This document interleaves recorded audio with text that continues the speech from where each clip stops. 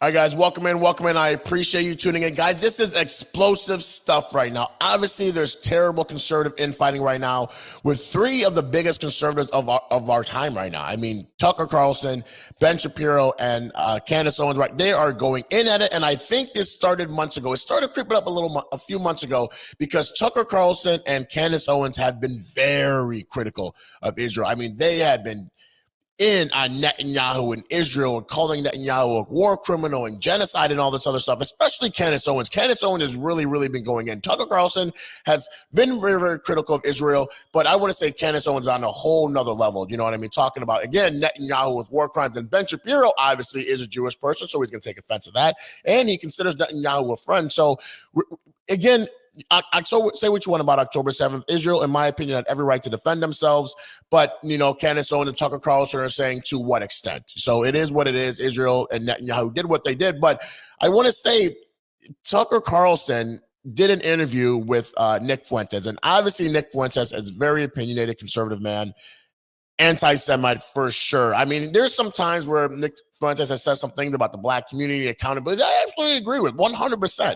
You know, talking about, you know, we're such a small percentage of America and yet commit a lot of the crime. And it's 100% factual. But again, Nick Fuentes is very anti-Semitic. Let's just call it what it is. He's very anti-Semitic. So Ben Shapiro had a huge problem with Tucker Carlson interviewing him, but he made some claims to Megyn Kelly about Candace Owens. Now, this is kind of the start of how Candace Owens now gets wrapped into this beef because he is accusing Candace Owens and making some remarks about Erika Kirk and Turning Point USA. Obviously, Candace Owens has been critical about the stories of Turning Point USA and Erika Kirk remarks. So we're going to kind of see how this whole thing starts, and we're going to kind of see how Candace Owens reacts to Ben Shapiro. We're going to see what Ben Shapiro has accused Tucker Carlson of doing.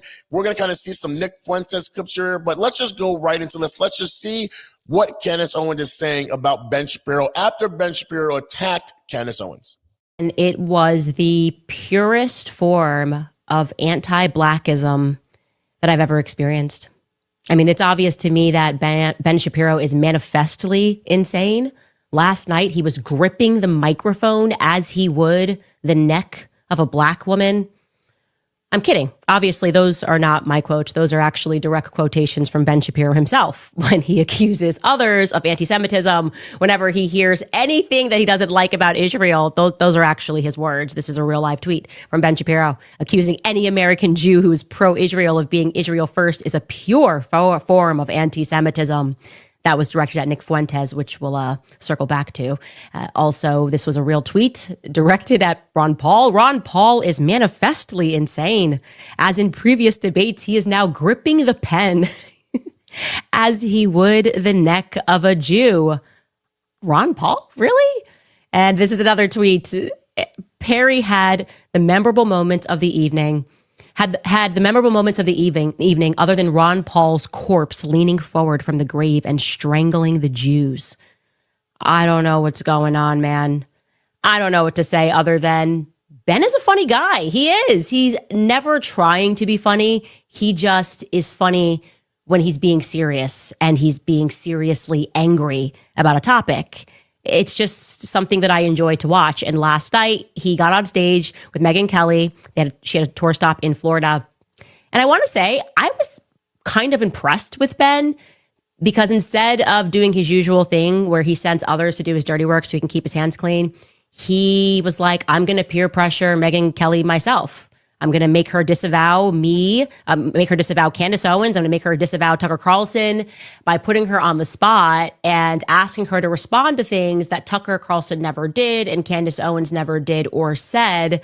And you really get to see it masked down because you saw this narrative circulating amongst people who were just absurdly making claims that I attacked Erika.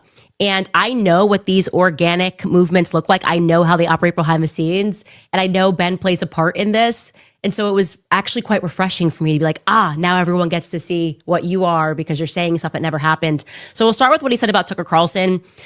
You should know Ben has a real thing for Tucker Carlson. I don't understand it. It is just, I don't know. It's been going on for when Ben Shapiro comes at Candace Owens and says these claims that she makes about Erika Kirk and Turning Point USA, I'm actually going to show you some of these claims of why Ben Shapiro is saying some of the things that he's saying about Candace. Long time. There's something about Tucker Carlson that gets under his skin. I'm not clear on it. I would actually love to hear Ben speak about that. I mean, people at the Daily Wire, when they're leaving the Daily Wire, have to sign agreements that they're not going to go work for Tucker Carlson for 6 months. It's strange. Anyways, he jumps into this explaining his upset that like Tucker left him on red. I don't know. Tucker and him had a nice conversation on the day that Charlie Kirk died, and Tucker then sent a nice text because Ben had called him. And I guess Ben thought there would be more of a follow-up, and there wasn't. So here is Ben complaining about that and then spinning it into the accusation that Tucker Carlson somehow supports Mamdani. I don't know. Take a listen. So I texted him and I said, thanks so much for calling. It means the world. It truly does.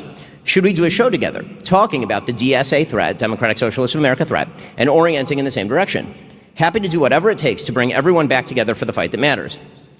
And Tucker then wrote back, thanks, man. I appreciate it. I'm going to spend the next week or two thinking about how to be most effective. The country is clearly on the brink. I reached out repeatedly after that. Nothing happened. And again, I thought it was a good idea at the time. I think I felt differently after I saw what he did with Nick Fuentes, and after he proceeded, in my opinion, to spend the subsequent weeks doing literally nothing to fight the left. I say this with sadness because Tucker used to be, I think, a deeply important part of the conservative push to win. The number of times that Tucker Carlson has mentioned Zoran Mamdani since October 5th on his show is once. And it was in the context of Marjorie Taylor Greene and Tucker Carlson talking about. Now, this is kind of like one of the sticking points to Candace's point. It's Tucker Carlson's show. He doesn't have to advocate for Andrew Cuomo or anything like that. He doesn't live in New York City. He doesn't have to talk about Mamdani, even though Ben Shapiro has obviously a thing for Mamdani because, again, Mamdani is Muslim. Mamdani is in my opinion, a terrorist sympathizer. He was asked on Fox News, do you think Hamas should lay down his arms? He says, I have no opinion about Hamas if should lay down their arms. I got no opinion about that. But then asked what would happen if Netanyahu were to come to New York City. Oh, he has a great opinion about that, right? Because he said that if Netanyahu were to come to New York City, he's going to make sure that he's arrested because the ICC has named him a war criminal, which, again, the United States doesn't recognize the ICC. So this is kind of what Ben Shapiro is talking about right now. But we're also going to see right now when he goes on the offensive and when he starts attacking Candace Owens for these Erika Kirk claims. We're in a business where people comment on what we say publicly. Again, this is why I think you and I differ on our angle with regard to, for example, Candace Owens. I think that what Candace Owens is doing right now is evil. It is evil what she is doing right now. Okay, and I say that again. But what? Because I didn't opine on whether it's evil or not, but my position is it's really none of my business. And why is it? But I have a question. Why is it none of your business? I mean, you comment on these things for a living. I'm not mother of the internet. No, but if this were on the left and somebody were accusing Charlie Kirk of his wife having murdered him, I assume that you would be talking about it. Is that what Candace is accusing Erika of? Yes. Of murdering her own husband? She's accusing TPUSA insiders and other members of the right wing, including Seth Dillon, of being involved in the murder of Charlie Kirk. Yes. It's just, I don't even know how to respond to it because it just never happened. It's so crazy. He's not even anywhere near what's happened. Anybody who's watched this. Now, I'm going to go back to this clip real quick, this response to this, but I'm actually going to show you real quick what Ben is talking about right now, because in Ben's defense, Candace Owens has been very critical of Turning Point and Erika Kirk. So we're going to get right into what Ben is actually referring to before I go back to Candace Owens' response. I mean, I've received an unbelievable amount of emails from people that are convinced that Charlie's actually still alive, right? And it's not sad because those people are crazy. They're actually reacting to the lack of emotion and the lack of drive that is coming out of Turning Point USA to figure out who killed him. Yeah. That is how absurd they are acting. Just move on. Just donate to Turning Point USA. This is what Charlie would want. And that's his legacy. But Candace didn't stop there. In a more recent episode of her show, she actually addressed Erika directly and criticized her for acting like a girl boss CEO of TPUSA, instead of demanding transparency and justice for Charlie. It would not have been my advice for Erika in a stage of grieving to go from being the widow to being the CEO and the chairman of the company. If I was running the company, I would have said, let's put in place an interim CEO. right? Someone below. Justin Strife, I think, was the COO. I would have put in an interim CEO and allowed people to figure things out. And then Candace brought up Erika's recent interview with Jesse Waters, where Erika insinuated that she's accepted the official story about Charlie's death and the alleged shooter. The defense wants to ban cameras in the courtroom. How do you feel about that? There were cameras all over my husband when he was murdered. There have been cameras all over my friends and family mourning. There have been cameras all over me, analyzing my every move, analyzing my every smile, my every tear. We deserve. Okay, so that was the first response. So this is the first response of why Ben Shapiro has been critical of Candace Owens and why Candace Owens is kind of like on the defensive of her attacks of Turning Point USA, which again, I'm glad that Candace is asking some of these questions, but at the same time, it's kind of like unsubstantiated claims right now. But this is the second part of what she's talking about.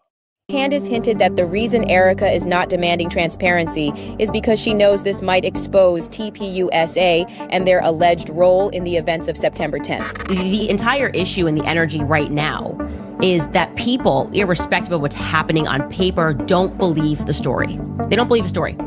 And you are, and of course, this is only a snippet of the interview, so I'm sure more will be said here. But I'm getting that you have seen the case, you think it's a solid case. She thinks it's a solid case at least, and is saying, show everybody what you have so they can see true evil. Within her capacity of chairman and CEO of Turning Point USA, they could be more transparent about what happened that day. People don't like the stuff that they've seen about Mikey McCoy. They don't like what they've seen about Rob McCoy.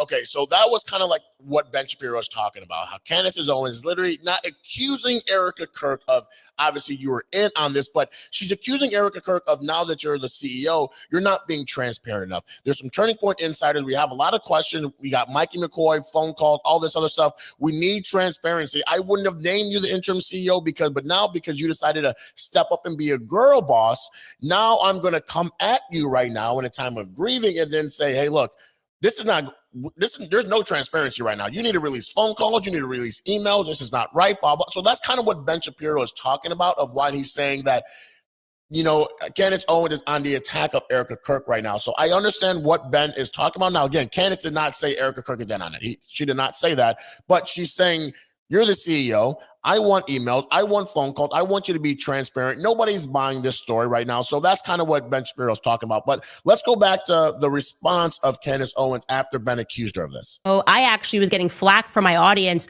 for not covering Erika's past or speaking about her parents. I said she gave one of the most consequential speeches, and I have focused my investigation on Turning Point USA and why they're telling certain lies. Seth Dillon, I told the truth that Seth Dillon lied about the Hamptons meeting and that he was pressuring Charlie about the topic of Israel. I never once accused Seth Dillon of murdering Charlie Kirk. So what's he actually doing here, right? Obviously, there's a lot of layers that we should peel back, and it's important that we do it. The least interesting part of this is the fact that he's lying through his teeth. That's implied he's a Zionist. But there's a lot more that's happening that meets the eye, because Ben Shapiro was effectively the final boss of the pro-Israel lobby, and it's because he never comes out and says what he means. He's kind of like more of a behind-the-scenes person, and we're now watching him come undone in real time, because no matter who you are, in this age of digital media, it is simply not a good idea to lie through your teeth, okay? Wrong time, 2025. Before you get the lie out, the internet is going to clock it, right? They're going to go back and be like, you lied. And when you do something like that, the blowback is going to be on you. They're going to go, actually, this now impacts your credibility. You said that Candace went out and said something about Erika. By the way, you hear the people in the background going, woo! I'm going to tell you what's happening there too, and you're going to see how this thing really works. Point number one that I want to make about what Ben is doing right here is just the stunning hypocrisy of it. Okay. The rules for thee and not for me. I am getting old. My memory is getting a little fuzzy, but I distinctly remember the week that I was gloriously fired from the Daily Wire. And during that week, the CEO of the Daily Wire, at the time it was Jeremy Boring, jumped onto an X Space hosted by Lauren Chen and had a conversation with Nick Fuentes where he sang Nick Fuentes' praises and also invited him onto the Daily Wire, okay? Here's a headline, because the Huffington Post remembers too. Daily Wire CEO tells white supremacist Nick Fuentes that he's talented and he's very funny. The article goes on. Now, this is really interesting real quick because Ben Shapiro accused Candace of attacking Turning Point and saying that they're not transparent and all this other stuff. And now she's talking about Nick Fuentes. So she's not really attacking Ben's argument right now. I think it's kind of interesting that she's talking about Nick Fuentes. Now, we're going to actually see this whole rivalry. I'm actually going to show you some clips about Ben Shapiro and Nick Fuentes and see why Ben Shapiro is going at Tucker Carlson. But I just want to finish this response from Candace. During a live-streamed conversation with white supremacist Nick Fuentes last week, the CEO of the Daily Wire, a major right-wing media outlet, praised the prominent fascist influencer and offered only mild criticism about some of his political views, a stark difference from how he has spoken about Fuentes in the past. On March 25th, the Daily Wire CEO Jeremy Boring joined Fuentes on X for a live audio chat room. Boring told Fuentes that he listens to Fuentes' show quite often and that he thinks Fuentes is, quote unquote, very funny and one of the most talented political influencers, even if he is very concerned about some of what Fuentes says. Later in the discussion, Boring said that he'd be thrilled to have Fuentes on one of the Daily Wire's shows to debate the media company's popular pundits, some of whom have millions of viewers. This happened. So I want you just to remember this because I feel like people are not appreciating how hypocritical it is that he's now trying to struggle session Megyn Kelly because, he had Fuentes on the show when the Daily Wire position in 2024 was that their CEO could talk to Nick Fuentes publicly, praise Nick Fuentes publicly, and also invite Nick Fuentes onto the Daily Wire platform. We should actually take a listen to a little bit of that conversation between Jeremy Boring, then CEO of Daily Wire, and Nick Fuentes. Take a listen. People can say, well, I don't like what you say about this and that. I don't like that guys like Shapiro will not say Christ is King, America first. I think they forfeit their ability to lead. I would never listen to somebody that can't say those things because, those things are really the foundation of wisdom, which is the love of God, which, as you say, goes through the Son, as we all know, can only go through Jesus. And now, say what you want about Nick Fuentes, anti-Semitic 100%, but in this snippet right here, I absolutely 100% agree with him. Again, I am a Christian. Christ is King, 100% died for our sins. I truly believe that. Now, again, Jewish people do not believe that Jesus was a prophet. They believe he was a false Messiah. So again, to that aspect, I understand what Nick is saying. I agree with him in that snippet. So let's go back to that. Oikophilia, which is, your love of your home, your love of your homeland that you reside in, not some other homeland. So I just want to get that across to you. It's kind of a strange circumstance that we're talking, but that's how I feel about it. And I'll say this, Nick, that I listen to your show quite often. I think you're one of the most talented people out there, and I'm very concerned about some of the things that you're saying. I wish I think that you're a very gifted communicator, and so it's hard for me to imagine that you consistently miscommunicate some of these things. And I'll hope that I'm wrong and yield the floor back to all the people who actually came on here to talk to each other. But to Candace's point, the Daily Wire CEO was then interviewing Nick Fuentes and having a conversation with him. Just because you interview somebody doesn't mean that you agree with their ideals or their philosophies or their theology. It doesn't mean that you agree with them. Just because I'm a black person or a white person and interviews a KKK member or a white supremacist, it doesn't mean all of a sudden that they're racist. Just because Tucker Carlson interviews Nick Fuentes doesn't mean that he's anti-Semitic or he's racist. You can bring anybody on your platform to debate. There's plenty of times where you'll see MSNBC or CNN or ABC interview Donald Trump and they hate the guy. They don't agree with whatever Donald Trump says whatsoever. They absolutely despise Donald Trump. But that doesn't mean that they're not going to interview him and see what he has to say, see what's going on inside of his brain. So that's kind of what Candace is saying right now. Anybody want to help me out why it's now different? What could be different now that it was okay when the Daily Wire was open to doing it and then Tucker did it and now it's suddenly not okay and it's the worst sin that could ever happen to speak to Nick Fuentes? Point number 2 I'm going to make here is the stunning hypocrisy again, okay, of him picking the topic of Charlie Kirk to pretend that he's noble, to pretend like he has to say something, even though he's lying, in defense of what's happening to Charlie Kirk's widow, when it is just a fact that Ben Shapiro did a lot of things behind the scenes to stop the rise of Charlie Kirk. It's a fact. Okay. Here's another text message. I have literal hundreds of them pertaining to Ben sending his YAF boys, the YAF boys, the National Review peeps that were coming after us, writing articles. The one that I showed in this little, our thumbnail here, we can show this conversation. It was a headline. Ben Shapiro's YAF launches smear campaign against Charlie Kirk and Candace Owens. Hey, Charlie, wherever you are, it's happening again. It's just a smear campaign. I don't know why, but this is what Ben does. And it is also interesting that when I was telling you that Ben called Charlie and he was lamenting the fact that Charlie and I had this friendship and warning him that he shouldn't have him, Charlie felt like Ben was like throwing down like slave owner vibes. And he was just like, he thinks I like own you or something, but I'm going to show you the text messages because otherwise they'll say it didn't happen. Here we go. This was, again, everything. Ben was going on people's shows and talking down about me and Charlie. And he said, you're bigger than Ben now. I'm walking into the White House yesterday. I realized that. I said, I know. He hates it. And he said, we just have to treat him like noise. He wants you.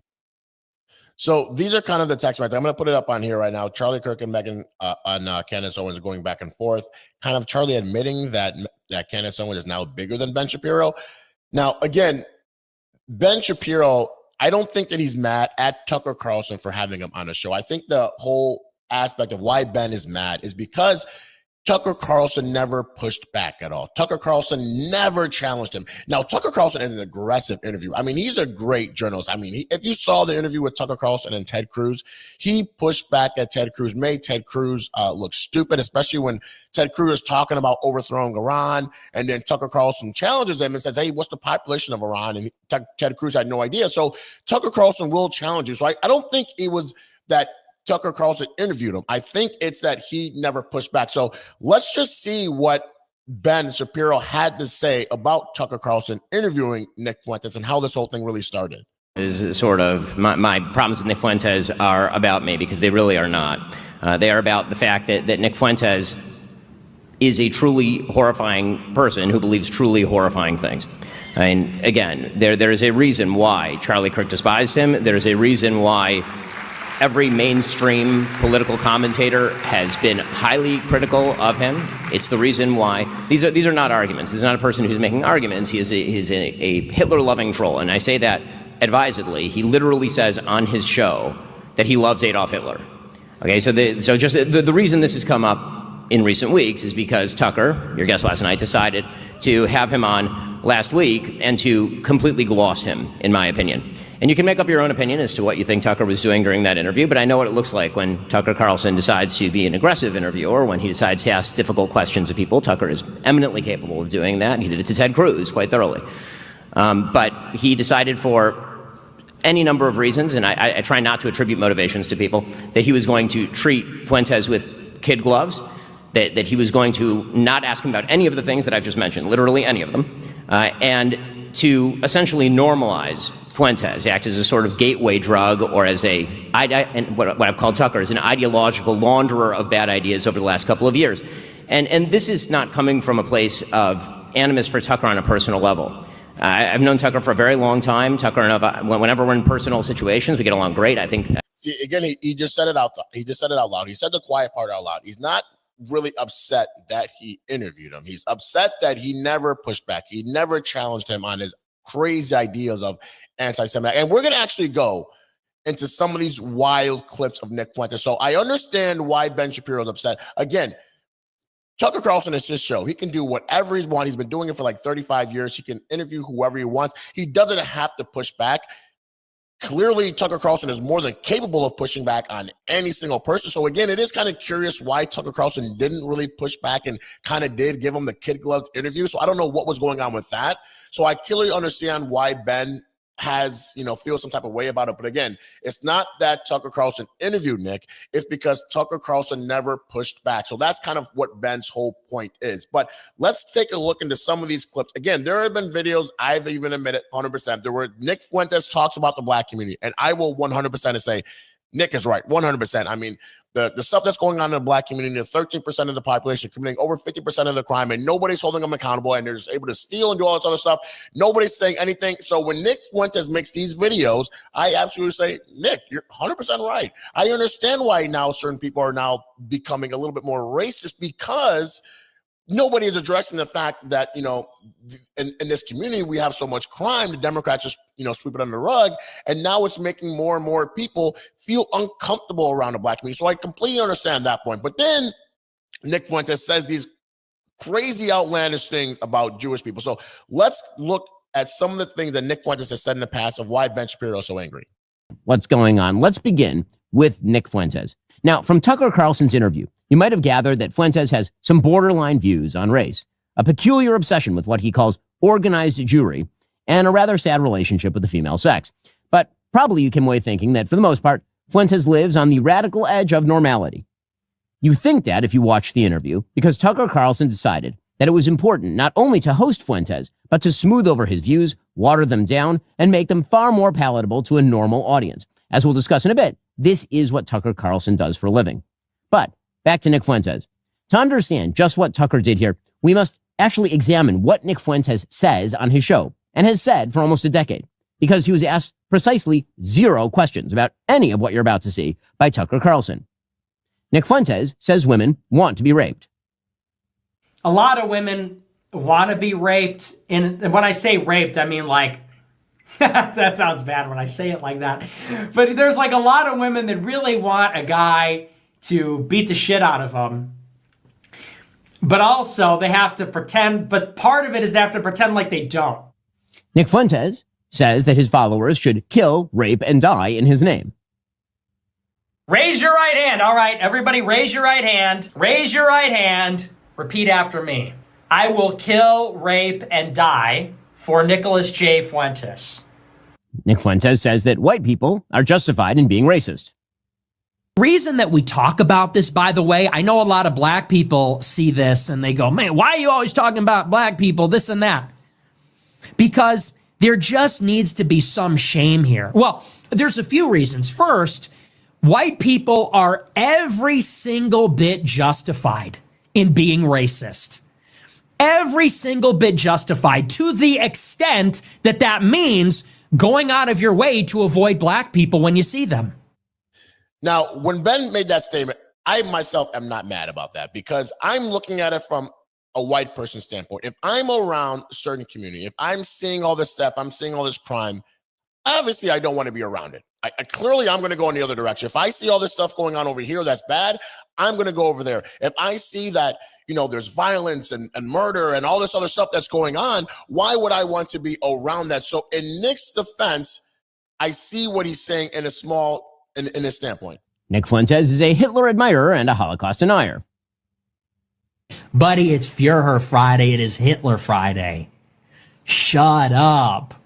It is Heil Hitler Friday. Hitler was a pedophile and kind of a pagan. It's like, well, he was also really cool. So that doesn't really sound correct to me. Wait a second. It takes 1 hour to cook a batch of cookies, and you have 15 ovens, probably in 4 different kitchens, right?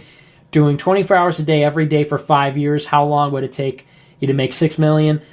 I don't know. It certainly wouldn't be 5 years, right? The math doesn't seem to add up there. The math doesn't quite seem to add up there. I don't think you'd result in 6 million, maybe 200 to 300,000 cookies.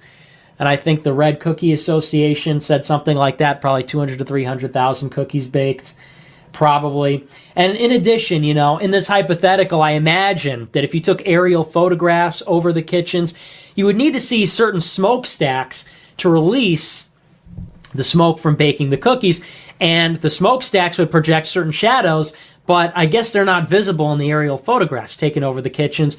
Moreover, if you look at the soil texture, it's really not deep enough for mass cookie storage underground. Nick Fuentes believes that the Jews start all the wars, that perfidious Jews in positions of power ought to be killed, and says the Jews are filth who have to be removed from the country. And once again, remember who is responsible for it all: the Jews. They are responsible for every war in the world. It's not even debatable at this point. This has nothing to do with oil. This has nothing to do with democracy. This has nothing to do with liberal internationalism. We are at war with Iran because they pose a threat to Israel's hegemony. That's why we're bombing their nukes, to pave the way for regime change so Israel can dominate the region, because that makes them the most powerful they can be. I push back on that. Obviously, Democrat or Republican, everybody has said Iran can never get any nuclear missile. First of all, if Iran gets any type of nuclear material, and they obviously have start, building, if they get 100% capability to actually build this stuff and actually have nuclear access and have a nuclear weapon, don't you think Iran would use it? It's not just an Israel thing. America would be a target too. 100%. Iran chants death to America all the time. So I push back on that. It's not just an Israel thing. Iran can never get any type of nuclear weapons, period.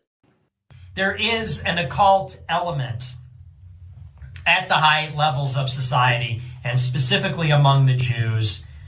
So many of the people that are perpetrating the lies and the destruction on the country, they are evildoers. They are people that worship false gods. They are people that practice magic or rituals or whatever. And more than anything, those people need to be, when we take power, they need to be given the death penalty. Straight up. And I'm far more concerned about that than I am about even non-white people or mass migration. These people that are communing with demons and engaging in this sort of witchcraft and stuff, and these people that are suppressing the name Christ and suppressing Christianity, they must be absolutely annihilated when we take power. This is God's country. This is Jesus's country. This is not the domain of atheists or devil worshippers or perfidious Jews. This is Christ's country. So, that right there is just a brief glimpse into the twisted mind of Nick Fuentes. And there's plenty more where that came from, of course. So obviously you see why Ben Shapiro has this, animosity towards Nick Fuentes. And now you can kind of see how the whole thing started, because Candace Owens and Tucker Carlson have been very, very critical. It's their right as an American citizen to be critical of Israel. Obviously, we need to be America first. We don't need to be Israel first. Now, I don't necessarily mean that Israel can be stranded in a country surrounded by Muslims and they're just off to defend for themselves, obviously, because they're surrounded by people that want to, and let's just be honest, wipe them off the face of the planet. If it was up to Iran or Iraq or Afghanistan and America was not the big brother of Israel, Israel would be attacked 24/7. So clearly, we have this partnership. Israel is our biggest ally in the Middle East. They provide us intelligence. Again, that's why, we give them some aid, because they're around these Muslim countries that want to do harm to America. So they also provide intelligence to America. Obviously, that's kind of why we give them aid, and we do have this good partnership. But you can kind of see why Ben Shapiro is a little upset at Tucker. Again, I think that they go way back, and Tucker says, hey, look, I can interview whoever I want on my show. I don't care what Ben Shapiro says. Just because I don't push back on him doesn't mean I'm an anti-Semitic, doesn't mean that I'm a racist, doesn't mean that I'm a bigot, or whatever the case may be. But this whole narrative of Candace Owens and Ben Shapiro. Now, again, Ben Shapiro has then accused Candace Owens of attacking Erika Kirk and attacking Turning Point insiders. I'm actually glad that Candace Owens has raised some questions, because do I believe the whole narrative that Tyler Robinson was a sole perpetrator of this crime? No, I think there is certain people that were involved. Obviously, I don't think that you can pull an attack like this off by yourself without any help. But at the same time, I don't know what's going on for Candace Owens to sit there and say that Erika Kirk should not have been the CEO, and she should not have put herself in this position, because now you put yourself in this position. Now everybody's going to start asking you questions. And now Candace Owens is demanding from Erika Kirk and Turning Point, hey, this doesn't seem right. I want emails. I want phone call correspondence. I want all this stuff to prove what you're saying, because we don't believe anything that you're saying in Turning Point right now. And that's kind of what Candace Owens is saying, and that's kind of what Ben Shapiro is on the attack of. But at the same time, Candace Owens has every right to do this, because Candace Owens was a personal friend of Charlie Kirk. Her friend was killed. Charlie Kirk was an idol, 100%. Charlie Kirk could have been president one point in time. He would have rallied every single conservative behind. When Donald Trump ran for president, it was split. Not everybody liked Donald Trump, even in his own party. It was like 50-50. And then once people started seeing Donald Trump started taking the lead, that's when more people started hopping on the Trump wagon.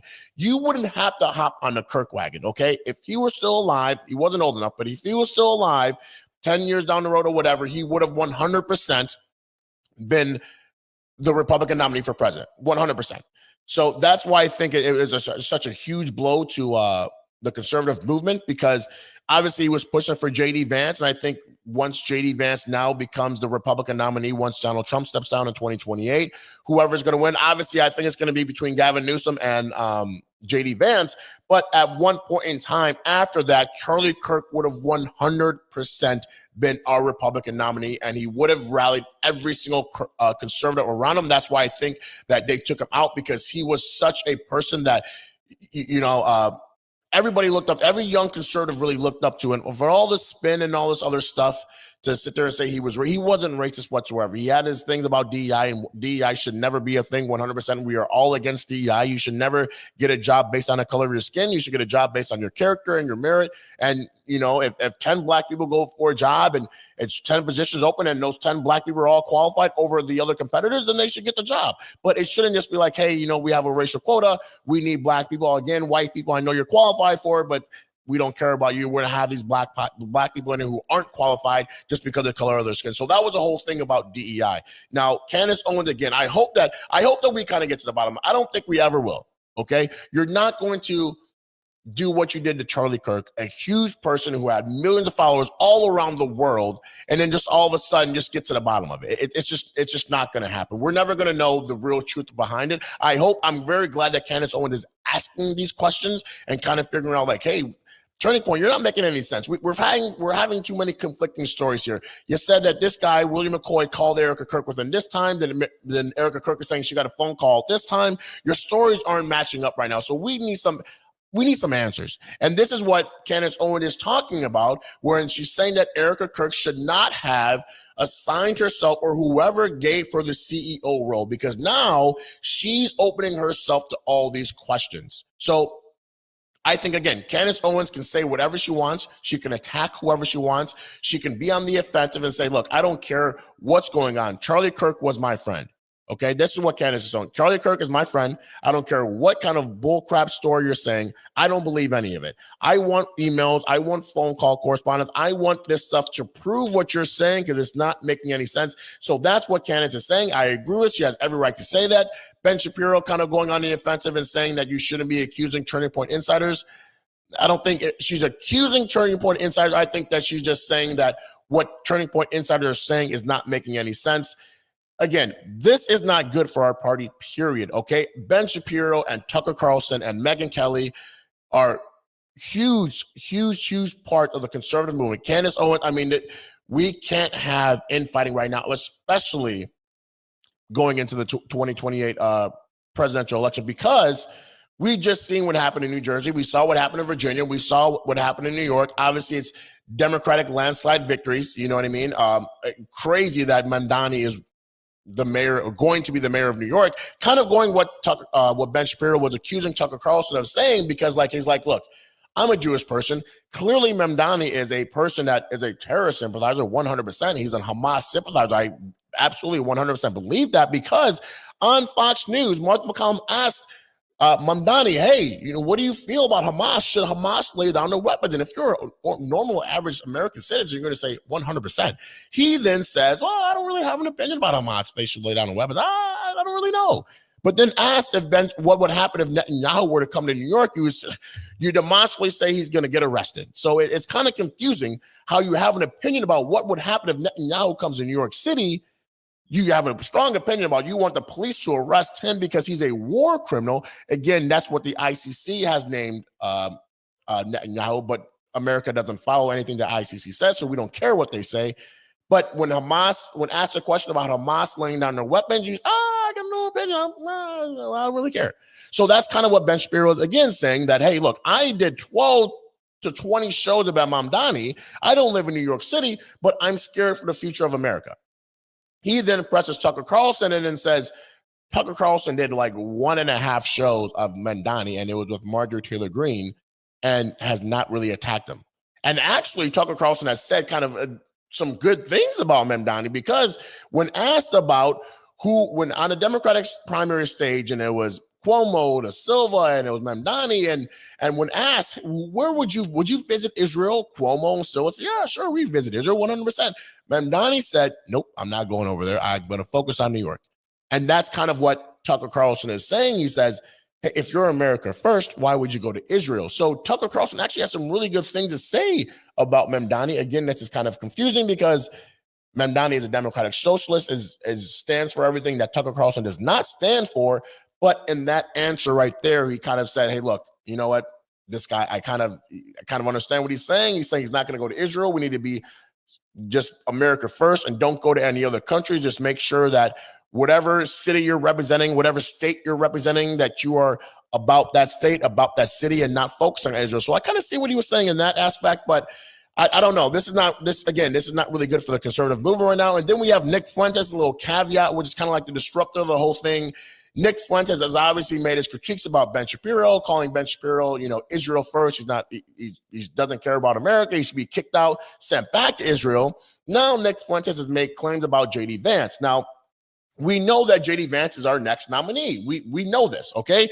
Donald Trump is now going to sit there and after maybe like a year and a half, put all that into J.D. Vance. I think after maybe like a year and a half, 2 years, she's going to start giving J.D. more and more responsibility, kind of stepping back a little bit and kind of, pushing J.D. in the spotlight. Now, Nick Fuentes is very critical of J.D. Vance. This is a kind of little interesting thing here because he feels like Peter Thiel, Elon Musk, and Tucker Carlson have all coerced Donald Trump into electing J.D. Vance. Now, the interesting thing about J.D. Vance is that J.D. Vance was not a Trump supporter.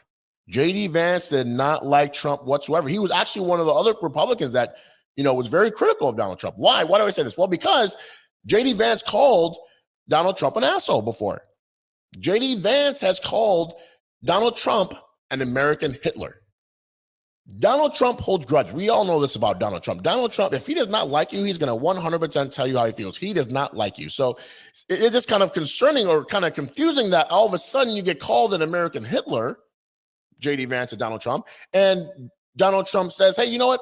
Come on into my party. I want you on my ticket. It's not really like a Donald Trump thing. So that's kind of what Nick Fuentes is saying, that because Peter Thiel runs the party and Elon Musk has all this influence and Tucker Carlson has all this influence as well because his dad was connected to the CIA and all this other stuff, they're saying they coerced Donald Trump into electing or nominating J.D. Vance as his vice president. Now, Nick Fuentes also says it's very critical of J.D. Vance because J.D. Vance is married to a Muslim Indian woman. J.D. Vance is a Christian.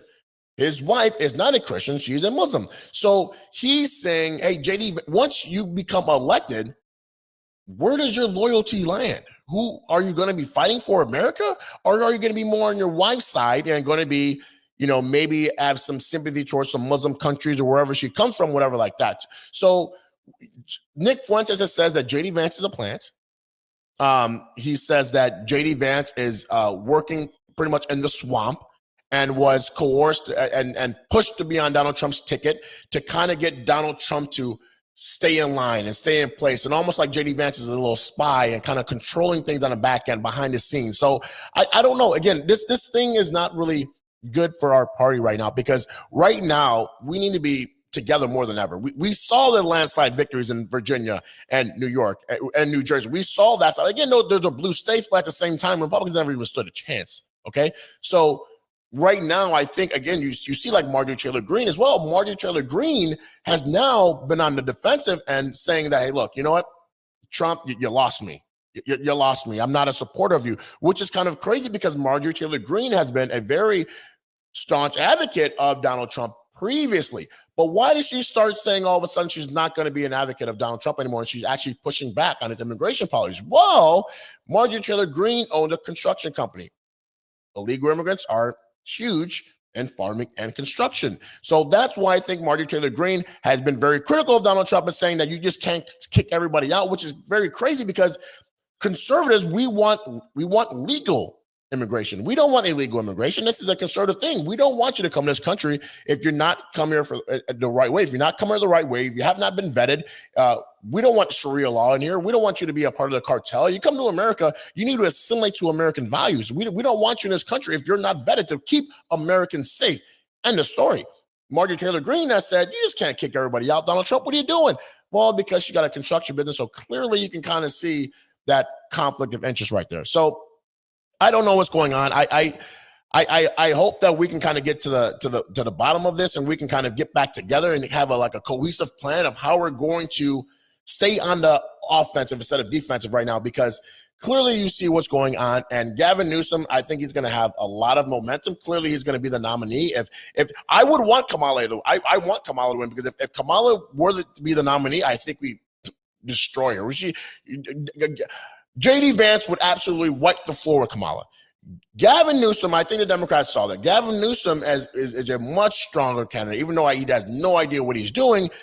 He's much more articulate. He does interviews. I mean, obviously he's done an interview with J.D. Vance, and he's done an interview with all these other people that don't agree with him. I mean, Tucker Carlson has interviewed J.D. Vance. I mean, so clearly Gavin Newsom is not afraid to go on interviews with people that don't agree with him, which is more to say about Kamala Harris, because Kamala Harris was not taking an interview with anybody that does not agree with her. So that's kind of like the interesting thing about this whole thing.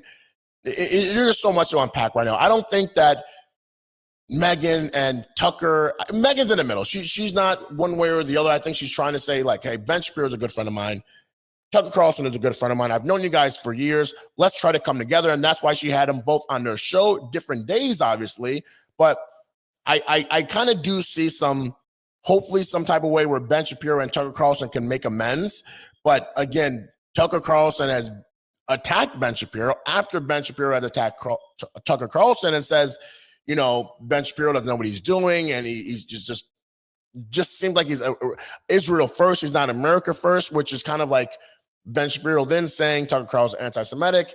I don't know. Right now, we don't need any more conservative infighting, especially from Ben Shapiro, who has millions of followers, Candace Owens, who has millions of followers, Tucker Carlson, who has millions of followers right now. This is not good for the conservative party. I hope they make their way to the middle. But Candace Owens is obviously exposing texts, making it seem like Charlie Kirk knew that Ben Shapiro was kind of getting a little bit bigger over his head. And now that Charlie Kirk recognizes from these texts that that Candace Owens was bigger than Ben Shapiro, and Ben Shapiro did not like that. So Candace Owens is accusing Ben Shapiro of trying to bring Candace Owens down and bring Charlie Kirk down when Ben Shapiro saw their rise and how they were, becoming bigger than him, essentially. So I don't know. We will see how it goes. I hope that they can all make amends, because we need to stick together and fight this Democratic wave that I think we're going to get in the 2028, because Gavin Newsom, I think is he's going to get a lot of people behind him, and I think that J.D. Vance can defeat him, but I think that we need to all be cohesive, and I don't like that, Nick Fuentes is attacking J.D. Vance, and Tucker Carlson is attacking Ben, and Ben's attacking Candace, and there's too much infighting right now. We need to come together as a conservative movement and figure out what's going on. I hope that Candace Owens continues her investigation, because, again, Turning Point is saying some things that I don't necessarily agree with, things that aren't really mathing, things that are really, you're saying you had a phone call at this time, but this person's saying the phone call was at that time. Your stories aren't meshing. So I hope that we kind of get to some type of bottom of it, but at the end of the day, you don't take out someone like Charlie Kirk, a future president of this country, 100%, without having some type of powerful person backing you. So as unfortunate as that is, Charlie Kirk was a role model. He was an idol to the whole conservative party. I think he was a leader, the voice of the conservative movement. And now that he's gone, we just have too many people fighting right now, and I hope that we can all make our way back to it. But I don't think that now that Ben has attacked Candace and now that Ben has attacked Tucker, I at least I can see Ben and Tucker kind of going back together. I can't see Candace Owens and Ben Shapiro going back together, especially now that Candace Owens has exposed text messages from Charlie Kirk, almost essentially like laughing at Ben Shapiro.